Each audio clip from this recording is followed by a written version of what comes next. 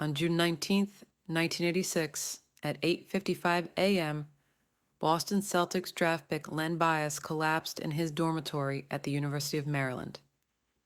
2 days earlier, the Celtics had selected him second overall in the NBA draft.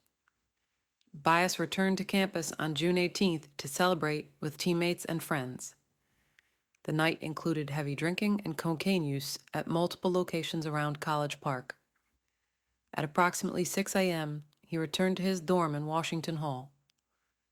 Roommate Terry Long was with him when around 8:55 a.m., Bias began convulsing and gasping for air. Long called emergency services at 9 a.m.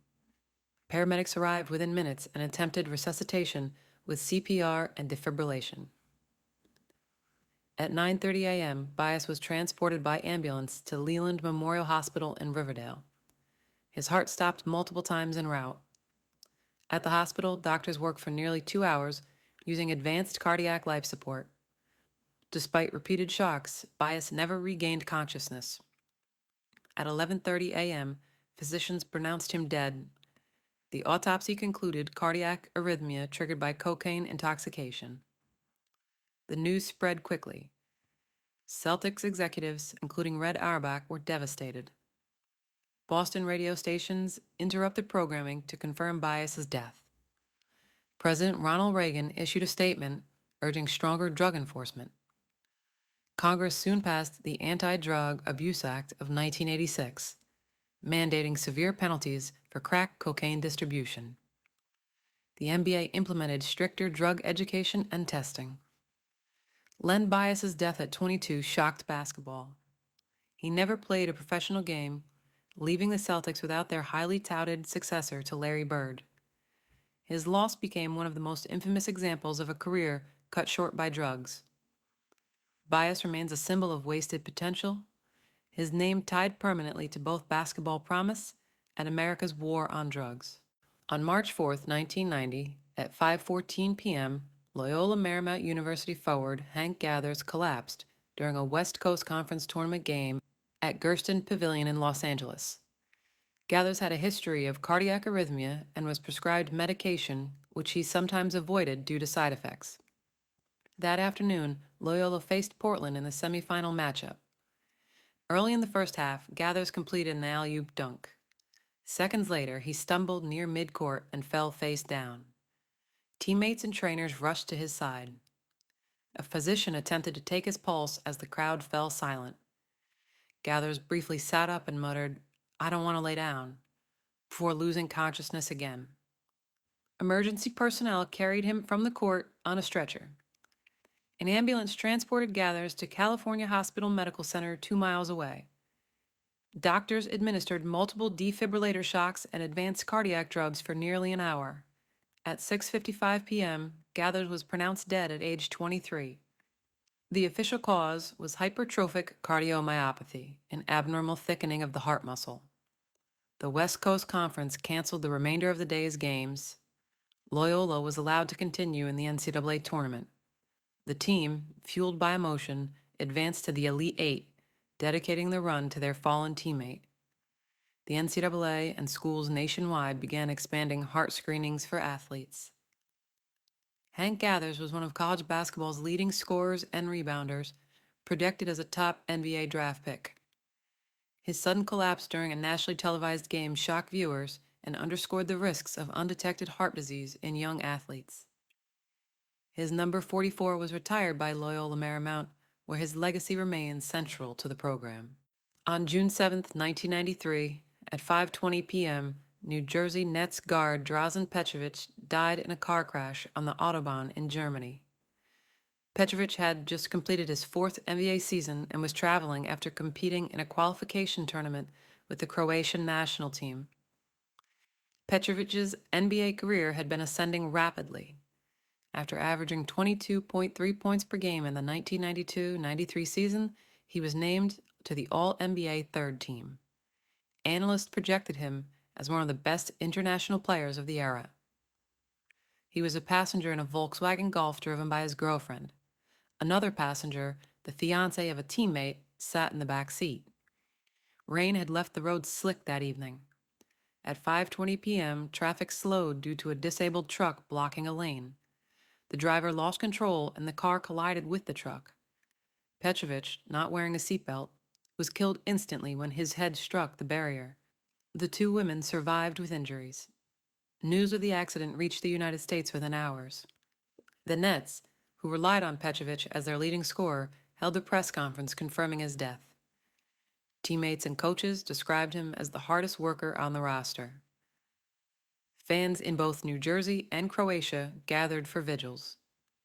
His funeral in Zagreb drew thousands, including international basketball figures.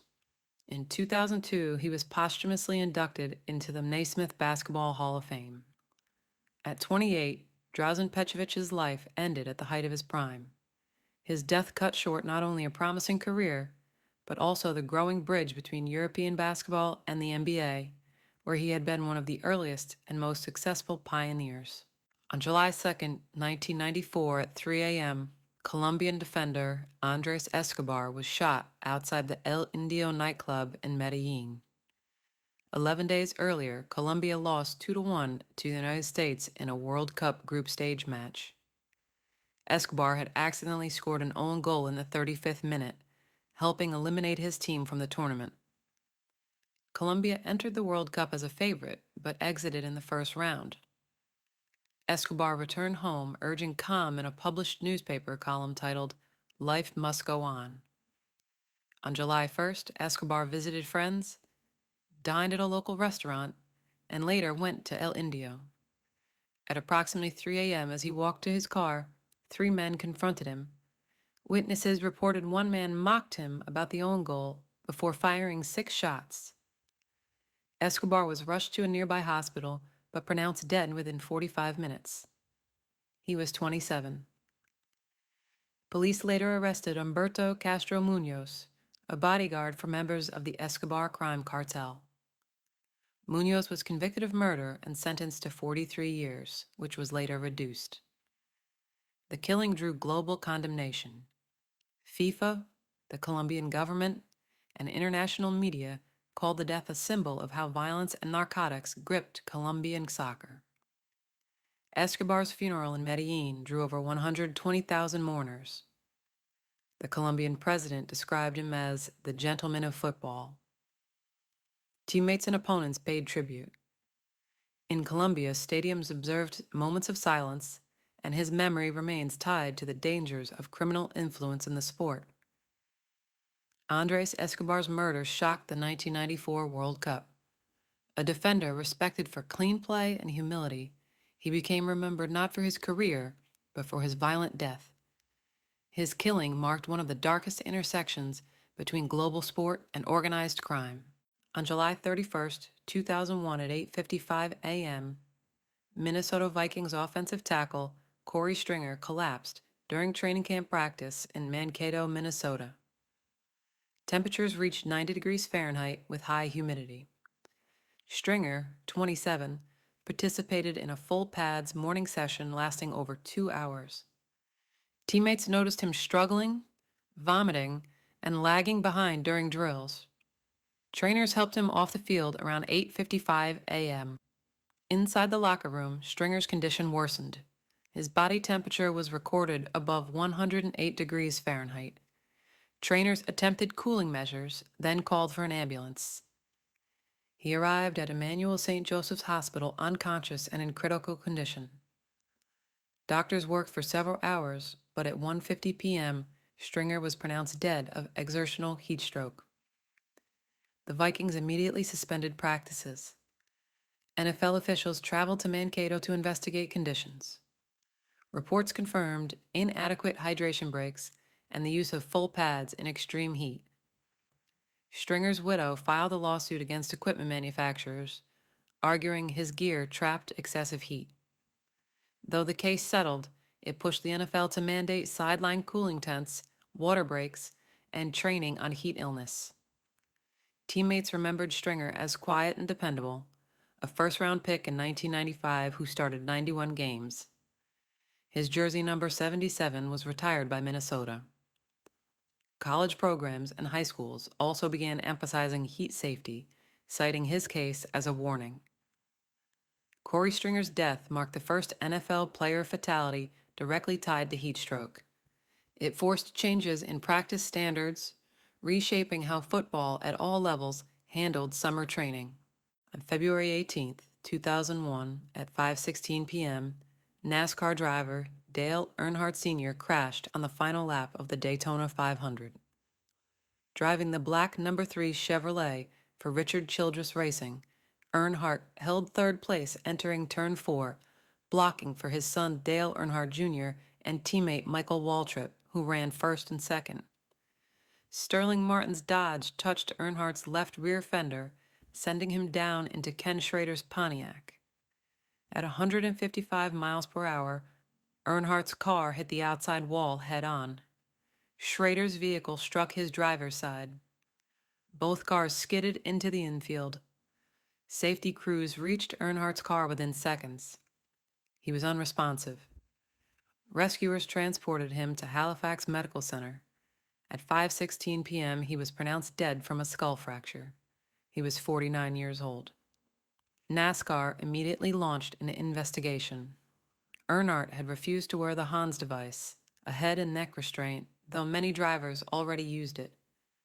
Within months, NASCAR mandated Hans, energy-absorbing barriers, redesigned seatbelts, and stronger roll cages. These changes became known as the Earnhardt Legacy. Fans across the United States mourned. The following weekend's race at Rockingham opened with a moment of silence. Michael Waltrip, who had won the Daytona 500, described it as the darkest victory. Earnhardt's funeral drew thousands, with tributes from drivers and U.S. leaders. Dale Earnhardt was a 7-time Cup Series champion, tied for the most in NASCAR history at the time. Known as the Intimidator, his aggressive driving style defined an era. His death on live television shocked millions and reshaped auto racing safety standards permanently. On November 26, 2007 at 1:45 a.m., Washington Redskins safety Sean Taylor was shot during a home invasion at his home in Palmetto Bay, Florida.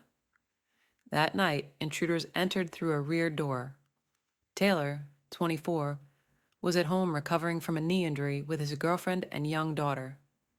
Taylor confronted them with a machete, but was shot in the upper leg, severing his femoral artery. The paramedics arrived minutes later. Taylor was transported to Jackson Memorial Hospital in Miami. Surgeons attempted to repair extensive blood loss. After hours of critical care, Taylor died at 3:30 a.m. on November 27th. His father, a Florida police chief, confirmed his death publicly. Police arrested 4 suspects, ages 17 to 20, who had targeted the home for burglary. All were later convicted of felony murder. The case drew national coverage, highlighting Taylor's transformation from troubled rookie to respected team leader. The Redskins and the NFL honored him immediately. Washington wore his number 21 on helmets and uniforms. At FedEx Field, his locker was encased in glass. His jersey sold out league-wide. The team held a moment of silence before their next game, starting with only 10 defensive players in tribute. In 2008, his number was permanently retired. Taylor had been a first-round draft pick in 2004 and was considered one of the league's best safeties. His reputation for hard hits and instinctive play earned him a Pro Bowl selection. His death stunned the NFL community, cutting short a career that promised Hall of Fame potential. On September 25, 2016, at 3 a.m., Miami Marlins pitcher José Fernández died in a boating accident off Miami Beach. Fernández, 24 at the time, took a 32-foot vessel named Caught Looking out with 2 friends after midnight. At 3 a.m., the boat struck a rock jetty at full speed. The impact killed all 3 men instantly. The U.S. Coast Guard discovered the wreckage at dawn. Fernandez's body was found under the overturned hull. Autopsy results later revealed alcohol and cocaine in his system. The accident shocked Major League Baseball. The Florida Marlins canceled their September 25th game against Atlanta. On September 26th, every Marlins player wore Fernandez's number 16. Teammate Dee Gordon hit a leadoff home run in tribute, running the bases in tears. Fans created a memorial outside Marlins Park, covering the gates with flowers and jerseys. Fernández, born in Cuba, had defected to the United States in 2008 after multiple failed attempts. He debuted with the Marlins in 2013, winning Rookie of the Year. A two-time All-Star, he was considered one of baseball's most dominant young pitchers, posting a 38-17 record with a 2.58 ERA in 4 seasons. His death raised questions about athlete nightlife and boating safety. Florida wildlife officials tightened patrols around jetties. The Marlins retired his number 16 permanently. José Fernández's sudden death ended one of the most promising careers in modern baseball. Known for his electric fastball and energy on the mound, he left a lasting mark despite only 4 seasons in the majors.